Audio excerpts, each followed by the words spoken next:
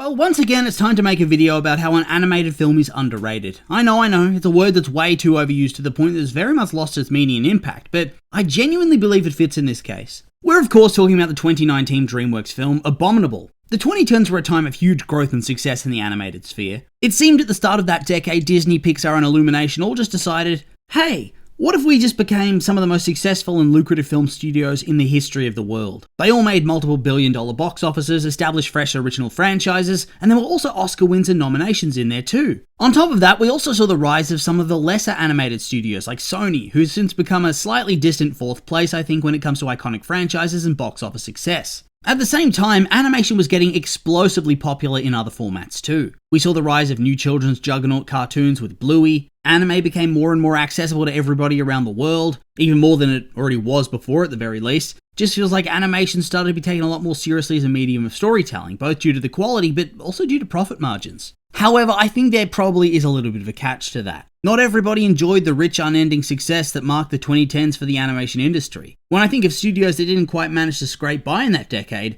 my mind instantly goes to Dreamworks. While so many studios were on the rise, Dreamworks was instead starting to wane. They, alongside Pixar, had been such an important player in that early era of CG-style animation, especially across the 2000s. Whilst Disney were struggling to find their groove again, Dreamworks was living large and competing with Pixar for the top spot. They managed to create so many iconic and lucrative franchises, but then it all sort of stopped. They no longer had the same impact, and over the course of the 2010s, they started to fade away. Their franchise films were still dependable moneymakers, and they still had a few original works pick up steam and do well for themselves, such as The Croods, but more and more their films were being forgotten about and left to lie in obscurity no matter what their quality was. I've talked about this a lot in depth on my channel before, as Dreamworks has historically been one of my favourite studios. I was raised on Shrek, and Shrek 2 is potentially one of my favourite animated films ever. However, the 2010s have so many hidden gem films that were so good but failed at the box office and didn't get any attention. In 2010 we had the superhero comedy Megamind, which was absurdly funny and a perfect parody.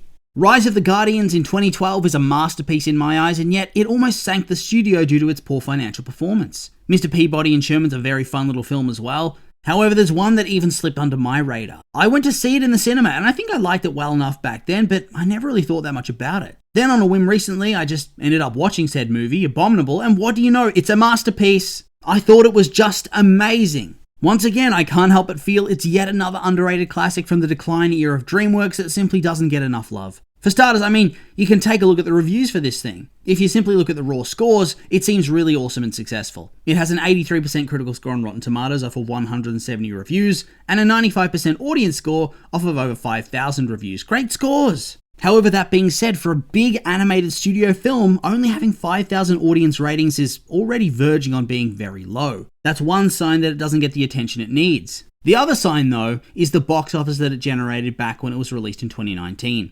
It had a budget of $75 million, which is very small, especially by the standards of today, and yet it only managed to gross $188 million.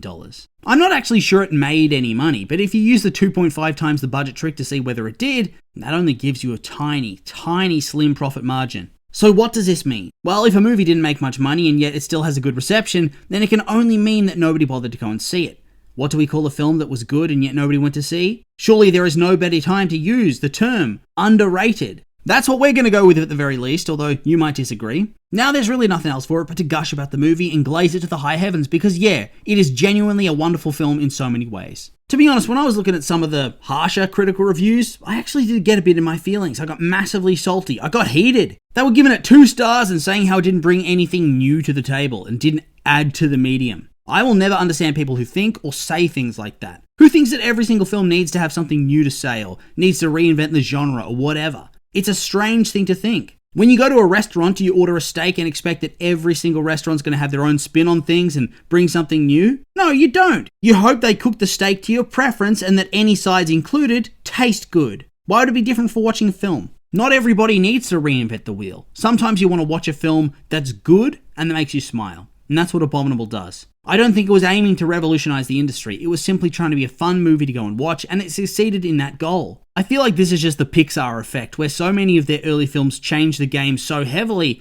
that now everything is judged by these weirdly high and harsh standards, whilst at the same time, it narrows what people believe an animated movie has to be. I kind of hate that, and I think that even now, it's impacting the way that people engage with modern films, especially Pixar. Contempt and disdain is the order of the day. I feel like some people also tried to view Abominable under that same lens, and it just doesn't work. The reality is that this movie is so heavily underplayed because I think it's some of DreamWorks' best work in years, and if it came out in the DreamWorks boom time of the 2000s, I don't think we'd be having this discussion. It'd be considered an instant classic, and I think would have made a whole lot more money. Alas though, that wasn't the case. Visually, this thing is rather stunning. There are so many beautiful sequences in the movie where DreamWorks just well and truly showed what they can do. One of my favourites was when the companions were trying to escape from the Yeti hunters and used a boat to travel down the Yellow River. They ended up not being able to turn the boat in time because they were going so fast, and so Everest uses his Yeti magic to turn a field of flowers into a giant wave they use to escape on.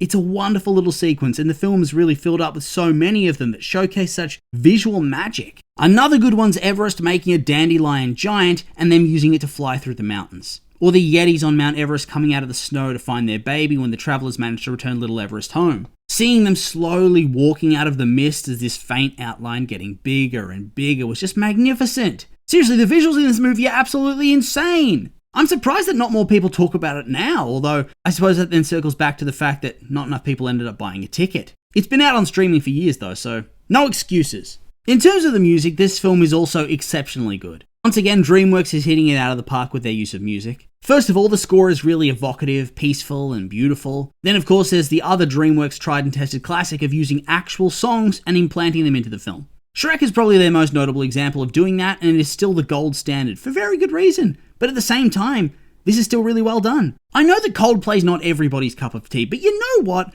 I enjoy Coldplay every now and then, and it comes into the film at such a great time, and enhances the emotion of Yi thinking about her deceased father and playing her violin. Man, that's also just such a perfect scene in terms of the visuals too. On top of that, the voice performances for the cast, they're really great as well. I mean, nothing hugely spectacular or anything, but there are no duds among the cast either.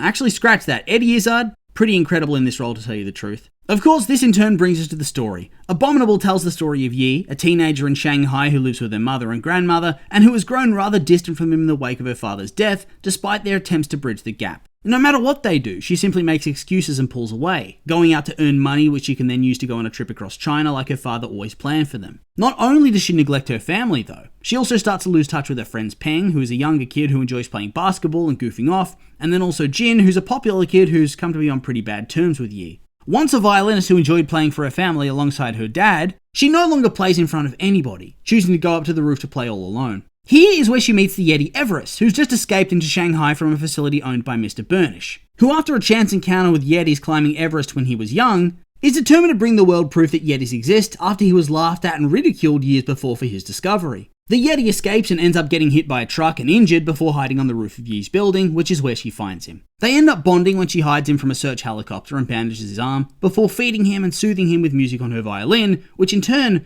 makes her determined to help him. When they're discovered by Burnish Industries, the two escape from Shanghai on a cargo ship, with Peng and Jin coming along for the ride as well. They end up somewhere in southern China, lost in forest after a road accident sends the crate they were hiding in flying off the back of a truck. Here is where they discover that not only is Everest a Yeti, but that Yetis can apparently use magic through deep humming. Yeah, not gonna lie, but the humming, also just truly epic. I'd forgotten about it when I was talking about the music, but it has such beautiful resonance. It really tickled my brain in all the right ways and made the magic feel so rich and ancient. It's also at this point that we learn that Everest is not just a Yeti. He's not just a magical Yeti. He's a baby magical Yeti. Burnish and his crew catch up with them not long after this, and using his magic, Everest enlarges a dandelion which allows him, Yin, and Peng to fly away, whilst Jin gets left behind because he wasn't fully on board with everything and he misses his chance. He ends up being taken in by Burnish and crew, where he learns that in actuality, whilst Burnish seems to be the crazy one, and his zoologist assistant Zara the voice of reason, in fact she is a wildlife trafficker who's lined up a buyer for Everest and is planning on double-crossing Burnish. Burnish, however, is just an earnest, if a bit misguided enthusiast who's been driven to the brink by obsession. He's not meant to be a terrible person or anything.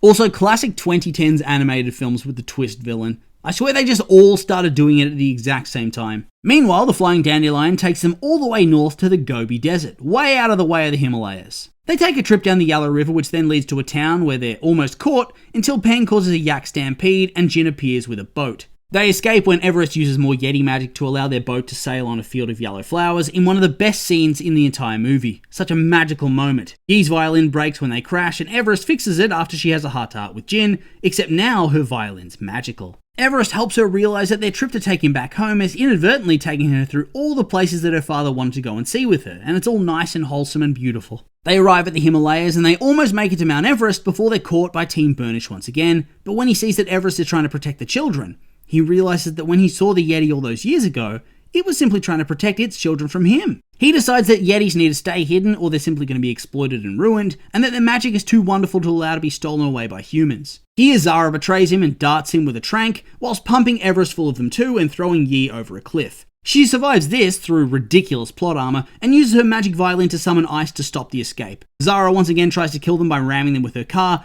but it simply causes an avalanche that only kills her and her lead henchman.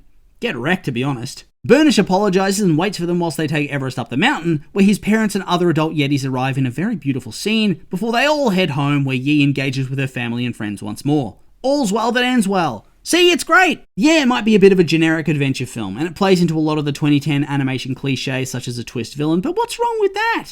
There's nothing wrong with trotting a well-worn path and doing the basics as long as it's done well, and by God it was done well. The dialogue is sharp and funny, the characters have heart, and there's no forced romance, no forced drama. It just works as a movie and is extremely fun to watch. It doesn't linger too long, and yet, for a 90-minute movie, it felt like they managed to cram so much into it and develop all the characters extremely well. Seriously, this movie is a masterclass in character development. Everybody has an arc that has a satisfying payoff, and they don't wimp out at the end either. They kill the villain because it's the only ending that makes sense to ensure the Yetis remain secret. In the end, I think I'm just right. The film is underrated and it deserves a lot more love. Put it on your watch list now. Of course, though, in the end, these are just my opinions and I'd like to hear yours. What do you think of the film Abominable, if you've seen it? Do you agree with me? Is it massively underrated? Or maybe you disagree, maybe you think it sucks? I'm curious for your thoughts, so make sure to like, comment, subscribe, and let me know.